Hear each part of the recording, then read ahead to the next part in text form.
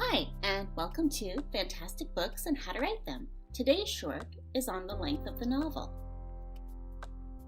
According to Writer's Digest, the publisher-preferred length of a novel is approximately 80,000 to 100,000 words, with speculative fiction novels expected to be slightly longer at 100,000 to 115,000 words. A number of variables factor into these word count sweet spots, including cost of publication. But what about reader experience? Does the aphorism hold true that less is more? Or should Cinderblock sagas be the standard? Let's consider arguments outside the rigid confines of the novel for the moment. In Poe's Philosophy of Composition, in which he discusses the methodology underscoring his most well-known poem, The Raven, he advocates for poetry that can be experienced in a single, uninterrupted sitting. The initial consideration, he says, when detailing the process of producing The Raven, was the extent, meaning the length, of the poem. He posits that a break in a reader's undivided attention essentially dilutes the poem's effect. Consider how hitting the brakes on your car causes you to lose momentum.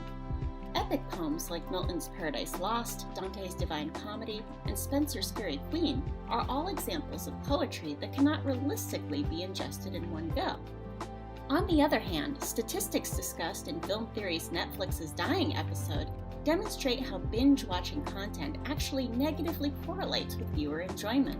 Without anticipation for the next chapter, some specific pleasures are lost to the unsegmented, singular experience. There is also the inherent limitations of short form, the simple fact that the canvas is smaller and can therefore accommodate less content by default. Tighter, more condensed writing that accomplishes much of its narrative work through subtext can facilitate shorter but no less substantial storytelling. But should every novel be reduced to a novella in order to be read in one session? Or should readers be forced to break from the story and then return, hungry for what happens next?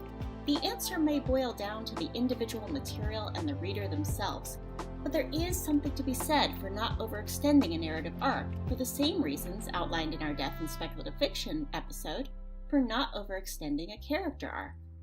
What do you think? Is less really more? Or are you a stan of the Cinderblock saga? Minimalists and maximalists alike, make sure to share your opinions in the comments below.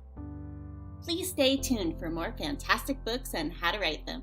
In the meantime, just keep writing.